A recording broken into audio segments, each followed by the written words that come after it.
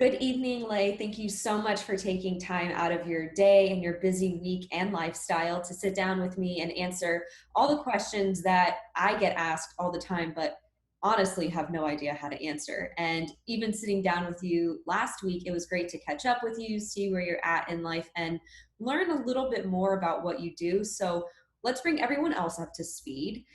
Tell us a little bit about yourself, your background, and what you do for a living. Oh man, where do I start? Well, I mean, thank you for having me on. Thank you that you kind of, I think you kind of reached out on social media, and I saw like I've started following your page as well, and I was like anything about finance or just like financial literacy, I'm all for. So I was like, when you asked me, it was okay, yeah, it was pretty much a no-brainer. But as far as me, so I went to the University of Central Florida, which is where we met actually, and I got a degree in computer engineering. So um, pretty much focused on like the software development route. Kind of like most, I was kind of like just told to go to school, and my family really put like a lot of emphasis on like education. So I did kind of really didn't have a choice, but like I also like numbers and math, so I did that route, and then immediately I had also had a couple of internships throughout college, which kind of helped. And immediately after that, I was able to join one of the top investment banks on Wall Street as a tech analyst or a software developer, you could call it. So I've been doing that for the past 2 years, which has been really so my eye opening, and that's kind of like what allowed me to make a transition from computer engineering and like tech in general to like more business aspect, which I'm gonna get into a little bit more. But yeah, I mean, as of right now, I'm a full-time software developer. So I do have a 9 to 5 still. And I'm also a real estate developer and investor. I'm glad that you kind of gave us your background and explained that, like many of us getting our businesses up and off the ground running, we still have our 9 to 5s to kind of, work through and still do to kind of fund our passion projects until our passion projects because become our full-time jobs. But you did mention something toward the end that I want to dive in a little deeper to. You talked about, being a real estate developer slash investor. For those individuals watching this video that aren't sure what that means, can you explain to us what it means to be a real estate developer and or investor? Yeah, I think I could take a bat at that. So real estate investor in a way is somebody you could say who buys a lot of houses, but compared to like a typical like you buy houses to live in them, those people buy houses as like investment, like as like an investment route. Right. So typically the term real estate investors is mostly associated with um, buy and hold investors, people that buy the house and like hold on to it. There's also like flips, like people that flip the house and like wholesale. I'm not gonna get into that, but typically real estate investors are like landlords, you could call them. So those are people who buy the house in order to like make them money, right? And we could get into like the benefits and like the different ways they can make a lot of money from that. But yeah, like a real estate investor is somebody like who's like a landlord who buys the house and rent it out. And really, one of the main benefit from that is apart from like all the other benefits and like if you want to compare it to like other ways of investing as like stocks, which is very common, is the passive income aspect of it. As in like you could buy a house, rent it out, and then have somebody else pay you rent, which is going to be a lot more than what the mortgage payment is going to be on the house. And then you could kind of like just kind of keep the difference as like your passive income in a way. So in short, real estate investors, they buy a lot of houses and as investments. And the real estate developer, I like to make that differentiation as like somebody who's I guess a bit higher, like a bit above the investor, as in so like the investor would go out and buy the asset or the property, but the developer themselves, they'll go out and like build that house or like develop it themselves. Like they'll buy like the land or like develop something like really completely distressed, right? And then they would build it themselves. And then a lot of real estate developers are also like investors. But it's quite common to see that combination. Thank you for explaining the differences and how they can overlap. you know, you talked about how you don't have your degree in real estate. So how did you get into this industry in the first place? How did those two different areas of your life kind of find their way together? Oh man, yeah, I think like I found myself asking that question quite a bit, and I think I guess it was a bit scripted, but there I think it comes down to two main things. So the first one is luckily like my 9 to 5, being exposed to like being like on Wall Street, that kind of like exposed me to like financial markets and really gave me like a deeper understanding of like finance, and just really how to like make your money work for you in a way.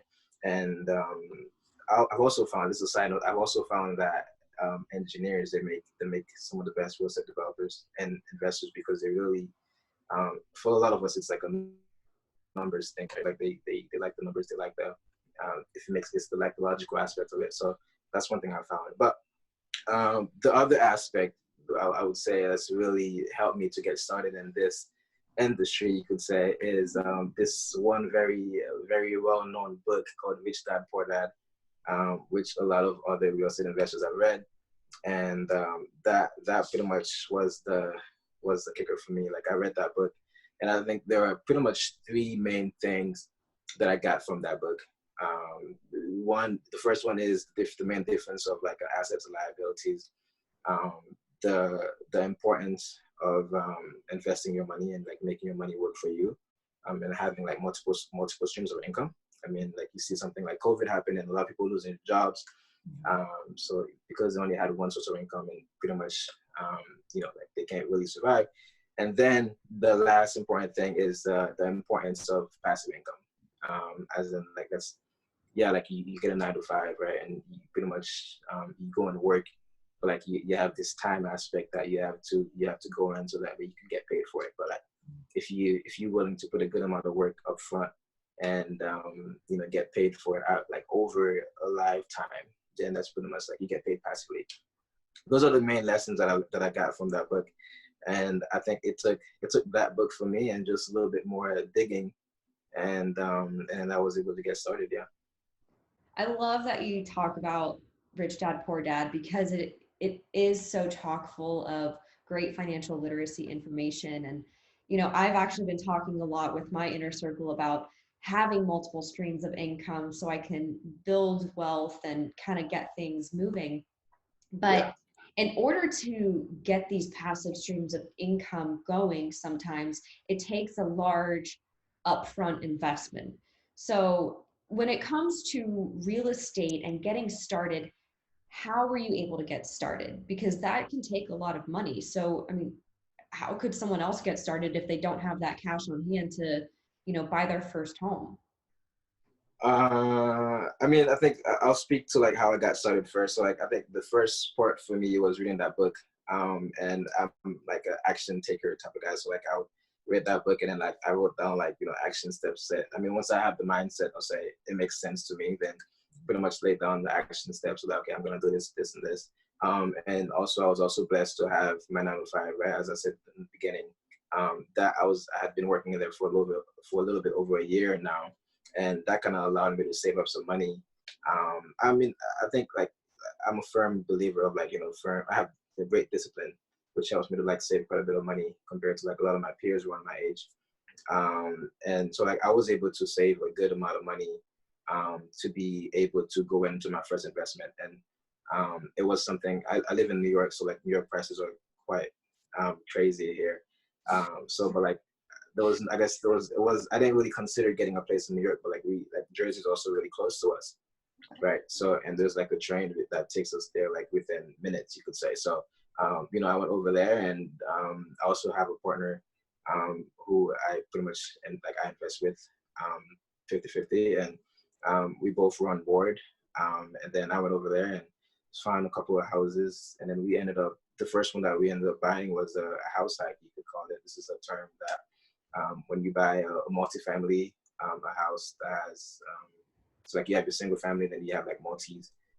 We bought a smaller multi, which had three separate units in it. That means 2 separate families. And then we were able to like live in one of the units and have the other two tenants pay off the rent, the mortgage for us. So essentially, we were living for free. And we were able to do that with as little as 3.5% down, which should end up amounting to somewhere around $20,000.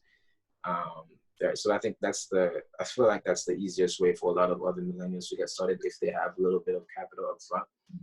$20,000, it's a lot. I mean, perspective could change, but like, it could be a lot for somebody, but it could be very little for some others, right? But like, I do want to add that like my partner, like we actually did not have all the 20. My partner himself, he was able to like borrow some of that money because it was such a good of an investment. Mm-hmm. Then we know we were gonna be able to pay back that wherever he borrowed the money from, and also allow them to gain interest on top of it, right? So like we were able to do something like that. So that's also an option for like somebody who doesn't have the money, who's looking to get started, right? You could also, if it makes sense, you could also get somebody involved. It could be family or friends, or it could be somebody like if you're gonna have to handle the paperwork.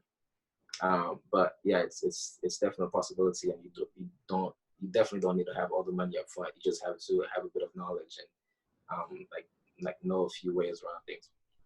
I love how you talk about, starting out with a smaller multifamily investment and living rent free. I think that's something that people don't really think about often. And I love that perspective because it really does help you leverage your investment that much more. But let's just say for someone who, because you already said that you're very disciplined in your saving, right? For someone that might not be as disciplined, how can they get started? Do you have any advice on how they can get this going if this is what they're interested in? I mean, I think like the first starting step really is education. Like really like it's not gonna make sense to a lot of people. Mhm. So like you have to like get educated. You have to like understand like what you're doing. And I think for me, like that education is strictly tied with like a mindset shift. And the thing that allowed me to make that jump was that book I mentioned earlier, which that for that. Another book as well, that's just pretty much like a to Z guide of everything that you need to know about real estate, which is called The Book on Rental Property Investing by Brendan Turner. They have a whole network of like just real estate investors on Bigger Pockets, which is kind of like I guess you could say a Facebook for real estate investors. So those guys are like really great, and like they pretty much have the whole thing down pat on those two books, right? So like you start with the education really. Then once you have that, like everything else is gonna come. Like obviously if you don't need the drive, right? But like if you know what you're doing, I'm pretty sure like within your close circle, like you could find somebody to like ninja the money, and you'll find a deal that makes sense. Like New York is a pretty expensive market for me, but like I was able to go to Jersey and find something that made sense, right? Like, but it started with like that foundation and like the knowing education, um, and just understanding that. Yeah, I mean it's not common, right? But like especially for people who are on that age. And once you could get that foundation and education, then you could kind of like like the other things like you need money and like the other like the teams and like other things. The rest of that will come, but it starts after the education. Thank you, Ley, for gracing us with your knowledge and your advice in part one of this video. If you've made it this far in the video, there is part two coming soon, and we are going to get into a lot more of the nitty-gritty details. So stay tuned for next week.